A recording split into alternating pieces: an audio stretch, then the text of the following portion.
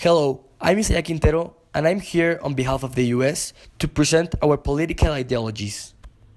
One of the main political ideologies in the US is the classical liberalism, also known as social liberalism. Classical liberalism is a type of government which lets people have private properties, has a free market, rule of laws, freedom of religion, and the most important is that it requires a limited government. I mean, the leader can be in power for a few years. For example, Richard Nixon was in charge from 1969 to 1974, and then he was removed and Gerald Ford came in 1974. This is how it works. This type of government, I say, is very fair for our people, since they can trade their market stuff wherever they want to, without any kind of fear. Also, they can choose whoever they want them to rule their country. Not like in communism, that the leader can keep going, ruling and ruling throughout the years without any person to take them off from leadership. This is the case of Russia, where they don't care what their people want or think. I mean, when the Russian people didn't want a leader anymore, they had to fight for it. First with protests, but since the government didn't care or didn't do anything at it, they had to move on and fight, and that's not very polite, I think. Another ideology we have at the US is being conservatives. This is a political and social philosophy that retains traditional social institutions. This is also a good way of keeping culture originally from our country and not from others.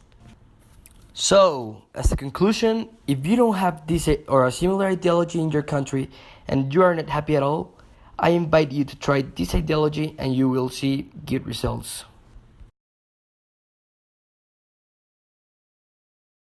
Capitalism. A lot can be said about this supreme economic system to prove it's better than communism. Just to begin with, capitalism not only brings economic benefits to the country it's implemented on, but it also improves the social situation in many aspects. A good example of this could be the United States. It is the best example to prove this statement because it has been growing and growing lately in the economic aspect because of the well-implemented capitalism and because of a lot of industries like the automobile industry. Well, first of all, the health system in the country is improved because all of the choices of this service. This causes improvement in quality of the service. Capitalism is also known for making the economy grow exponentially. This is simple. This happens because the more money a firm makes, the more money it can invest in production, and the more money it invests in production, the more money it makes. This can go as long as there is no unfortunate events indefinitely.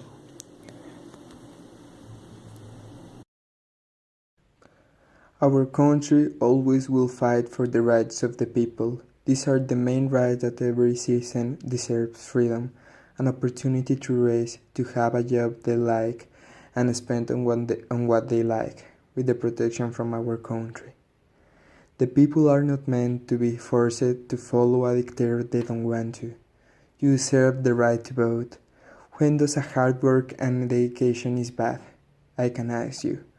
You can work as hard as you want and have a profit you want, spend on the things you like, and know in the things your country tells you what you deserve, not in the things the country believes are the better for the community, not in the things that the country want to give you, and not in the things that the government believes that is what the people think they need. The communism offers you freedom when instead of it gives you oppression. There is no freedom of the press, no newspaper, no radio or anything. There is not even freedom to work, because everyone has to work where the state sends them. This means that they don't have liberty of choice of your own work, what you will live for, what you make your money out. You will need to work on what the government believes you are needed to work.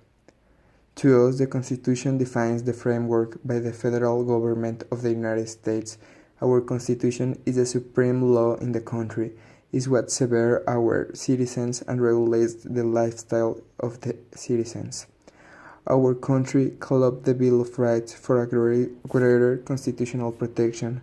The Bill of Rights lists prohibitions of governmental power. The communist countries don't look for the individual liberty. They want to impose you what they want.